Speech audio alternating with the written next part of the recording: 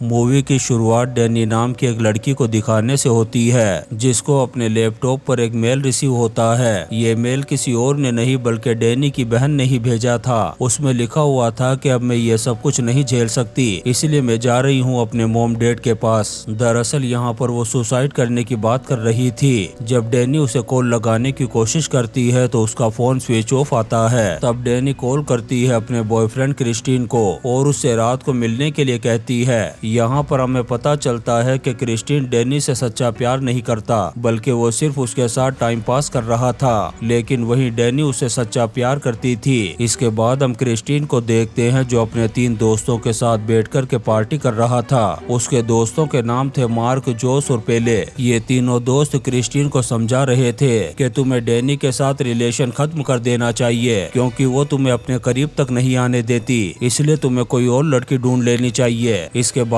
हम देखते हैं डैनी की बहन को, जो सच में ही नासा के रॉकेट में बैठकर के दूसरी दुनिया में चली गई थी। ये सब देखकर के डैनी बहुत ज्यादा दुखी और डिप्रेस हो गई थी। तब क्रिस्टीन उसे रिलैक्स करने के लिए ले जाता है एक पार्टी में, जहाँ पर क्रिस्टीन का जो दोस्त था पेले, वो यहाँ पर इन सब को स्वीडिश समर फेस्टिवल के लिए इनवाइट करता है। दरअसल ये फेस्टिवल पेले के कबीले में था, जहाँ पर सभी लोग एक अलग ही कम्युनिटी बना कर के रहा करते थे। पेले बताता है कि ये फेस्टिवल इसलिए बहुत ज्यादा खास है क्योंकि ये 90 साल में सिर्फ एक बार आता है। अब ये सभी लोग प्लान बनाते हैं वहाँ पर जाने के लिए, लेकिन डैनी जाने से मना करती है, पर बाद में पेले के फोर्स करने पर वो जाने के लिए तैयार हो जाती है। फिर ये सभी लोग फाइनली उस फेस्टिवल के लिए निकल पड़ते हैं। जल्दी ही ये गाँव में पहुँचते हैं जहाँ पर बहुत ज्यादा हरियाली थी, जो देखने में बहुत ही ज्यादा खूबसूरत था। यहाँ पर इनकी मुलाकात होती है एक लड़के से जिसका नाम था इंगमार। दरअसल इंगमार पेले का भाई था और वो भी यहाँ पर एक कपल को लेकर के आया था जो कि उसके दोस्त होते हैं। यहाँ पर इंगमार सभी को एक मदहोशी वाला ड्रिंक देता है पीने के लिए, जिसे पीकर के सभी लोग मदहोश हो जाते हैं। इसके बाद ये सभी लोग टाइम देखते हैं तो रात के 9 बज रहे थे,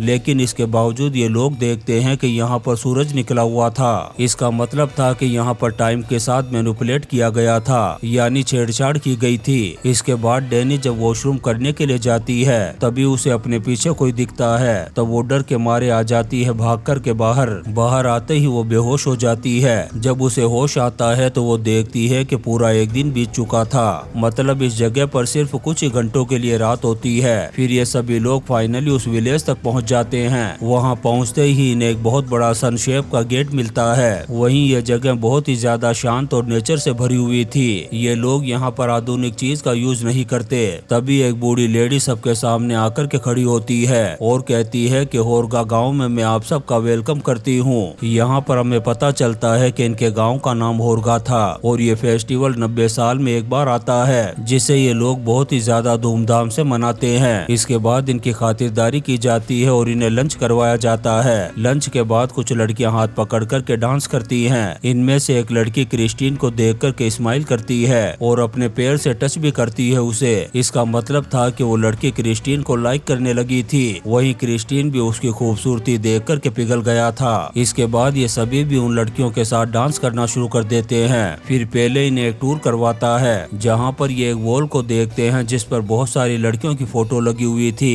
इन सभी लड़कियों के सर पर एक ताज रखा हुआ था। जब डैनी पहले से इसके बारे में पूछती है, तब वो बताता है कि ये सब त्योहार की रानियां हैं। दरअसल यहाँ पर इन लड़कियों के बीच में कंपटीशन होता है और जो भी इसे जीत जाती है उसे रानी का ताज मिलता है। इसके बाद अगले दिन यहाँ पर एक बहुत ही अजीब चीज होती है, जिन्हें देख कर के आप सभी लोग शॉक्ड हो जाएंगे। दरअसल यहाँ पर हम एक बूढ़े कपल को देखते हैं जिन्हें कुछ अजीबोगरीब तरह के कपड़े पहनाए गए थे। ऐसा लग रहा था कि जैसे इन्हें किसी चीज के लिए चूज किया गया हो। इसके बाद इस बूढ़े कपल को एक चेयर पर बैठाया जाता है। फिर इन्हें लेकर के जाया जाता है एक पहाड़ की चोटी पर। नीचे एक लेडी किताब पढ़ रही थी, जिसे देख कर के ऐसा लग रहा था कि मानो वो किसी तरह का रिचुअल कर रही हो। इसके बाद दोनों बूढ़े कपल अपने हाथों को काटते हैं और एक साइन पर अपना ब्लड लगा देते हैं। इसके बाद ये बूढ़ा कपल कूद जाता है पहाड़ी से नीचे, जिसमें लेडी की तो मौत हो जाती है, पर वो बूढ़ा बुरी तरह से जख्मी हो गया था, लेकिन वो जिंदा बच जाता है। वो बूढ़ा बहुत ज्यादा दर्द में होने की वजह से जोर जोर से चिल्लाता है। तब यहाँ पर मौजूद सभी लोग भी उसी की तरह चिल्लाना शुरू कर देते हैं। ये बहुत ही अजीब चीज थी, लेकिन अब इसके बाद जो होने वाला था उसे देख कर के सबकी पैंटें गीली हो जाएगी।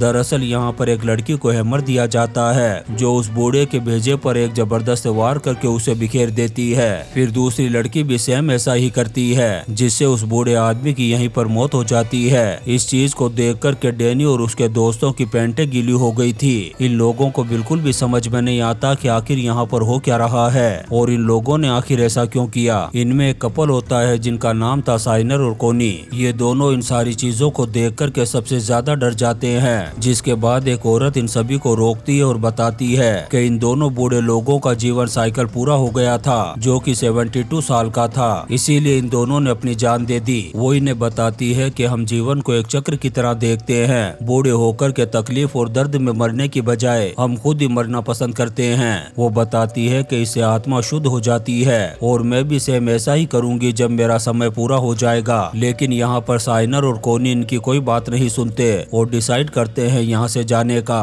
जब कोनी बैग पैक करके तैयार हो जाती है तब वो साइमन को ढूंढती है लेकिन वो उसे कहीं भी नजर नहीं आता। फिर वो एक बूढ़े आदमी से पूछती है साइमन के बारे में। तब वो उसे बताता है कि वो तो ट्रक में बैठ कर के पहले ही जा चुका है। तब कोनी उससे कहती है कि वो मुझे अकेला छोड़ कर के नहीं जा सकता। अब ये बूढ़ा आदमी उसे बेवकूफ बनाना शुरू करता है। वो उसे कहता है कि ट्रक में सिर्फ एक आदमी की ही जगह थी इसलिए साइमन अकेला चला गया। वो इसे कहता है कि थोड़ी ही देर में एक दूसरा ट्रक भी जाएगा और तुम्हें वहाँ स्टेशन पर पहुँचा दिया जाएगा। इस बूढ़े की बात से हमें पता चलता है कि जरूर इन्होंने साइमन के साथ कुछ गलत किया है। आखिर क्या किया है इसके बारे में हमें आगे पता चलेगा। वहीं दूसरी तरफ डैनी को दिखाया जाता है। वो भी बहुत ज्यादा डरी हुई थी और अपने सामान को पैक करके वो भी डिसाइड करती है जाने का, लेकिन पहले उसे रोकने के लिए मनाने की कोशिश करता है और डैनी भी उसकी बात को मान लेती है। फिर अगले दिन एक और अजीब चीज होती है। ये कबीले वाले एक लड़की को जंजीरों से बांध करके पानी में फेंक रहे थे।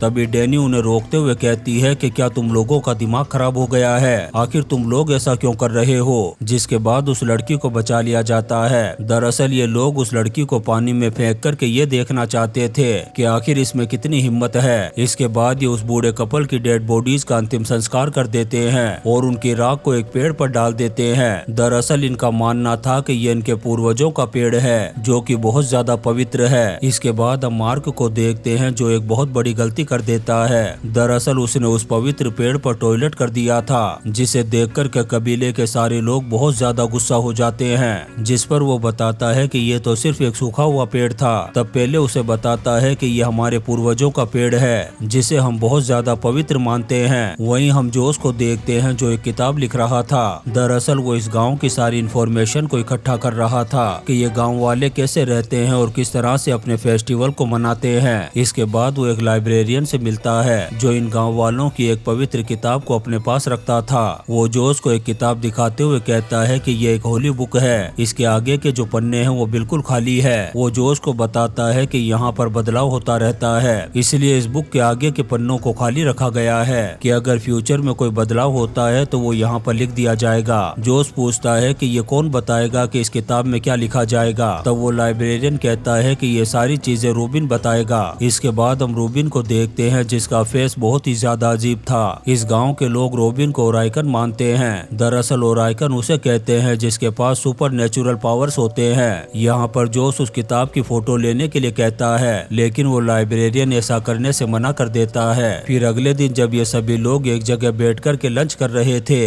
तभी एक लड़की आती है और मार्क को अपने साथ ले जाती है। दरअसल मार्क ने उस पेड़ पर जो टॉयलेट किया था अब उसे उसकी सजा मिलने वाली थी। वहीं दूसरी तरफ जोश रात को छुप कर के उस किताब के फोटोज लेना शुरू कर देता है। तभी जोश के पीछे एक आदमी आता है। तब जोश कहता है कि मार्क तुम यहाँ पर क्या कर रहे हो, लेकिन तभी वो आदमी उसे मार कर के बेहोश कर देता है। जब उस आदमी के चेहरे को दिखाया जाता है तो वो मार्क नहीं था बल्कि एक दूसरा आदमी था जो मार्क का फेस लगा कर के आया था। इसका मतलब था कि इन लोगों ने मार्क को भी मार दिया था। उधर हम डैनी को देखते हैं जिसे मार्क और जोश को लेकर के बहुत ज्यादा फिक्र हो रही थी। वो सबसे पूछने लगती है कि मार्क और जोश रात से नहीं दिख रहे। तभी इन लोगों का लीडर कहता है कि हमारी वो पवित्र किताब भी गायब है। इन लोगों का ऐसा मानना था कि मार्क और जोश उस पवित्र किताब को लेकर के भाग गए हैं यहाँ से, लेकिन यहाँ पर सच्चाई हमें पता थी कि इन लोगों ने मार्क और जोश के साथ क्या किया। फिर फाइनली इस गांव में वो फेस्टिवल चालू हो जाता है जिसमें डैनी भी हिस्सा लेती है। फेस्टिवल शुरू होने से पहले इन सभी लड़कियों को कुछ पिलाया जाता है जिससे सभी लड़कियां नशे में आ जाती है और नाचना शुरू कर देती है। दरअसल इस फेस्टिवल में इन सभी लड़कियों को उस पवित्र पेड़ के चारों तरफ घूम कर के डांस करना होगा और जो लड़की आखिर तक डांस करती रहेगी वो यहाँ की क्वीन बन जाएगी। इसके बाद फेस्टिवल शुरू होता है और सभी लड़कियां नाचने लगती है। अब डैनी आखिर तक नाचती रहती है और इस गाँव की क्वीन बन जाती है। इसके बाद सभी लोग उसे बधाइयाँ देते हैं और झुक जाते हैं उसके सामने। मतलब डैनी का यहाँ पर रिस्पेक्ट किया जा रहा था। फिर उसके सर पर एक ताज पहनाया जाता है और उसे एक स्पेशल चेयर पर बैठा दिया जाता है। वहीं दूसरी तरफ हम क्रिस्टीन को देखते हैं जो एक रूम में बैठा हुआ था। तभी उसके सामने इस कबीले की लीडर आती है। वो क्रिस्टीन से कहती है कि तुम्हें चुना गया है। वो पूछता है कि किस लिए। तब वो कहती है कि तुम्हें माया नाम की लड़की के साथ इंटीमेट होना होगा। दरअसल माया वही लड़की थी जिसने क्रिस्टीन को देख कर के स्माइल की थी। यहाँ पर वो लीडर क्रिस्टीन से कहती है कि तुम्हें माया को प्रेग्नेंट करके यहाँ की जनरेशन को आगे बढ़ाना होगा। इसके बाद वो क्रिस्टीन को किसी तरह का धुआं सुंघाती है जिससे वो पूरी तरह से मदहोश हो जाता है। इसके बाद क्रिस्टीन जब माया के साथ बेड पर था तब डैनी उसे देख लेती है और ये चीज उसे इतनी बुरी लगती है कि वो उल्टियां करना शुरू कर देती है। वो जोर जोर से रोने लगती है। उसे देख कर के यहाँ की सभी लड़कियां भी रोना शुरू कर देती हैं। जब क्रिस्टीन का नशा उतरता है तो वो भाग कर के आता है बाहर। तभी वो एक पेड़ को देखता है जो जमीन में गड़ा हुआ था।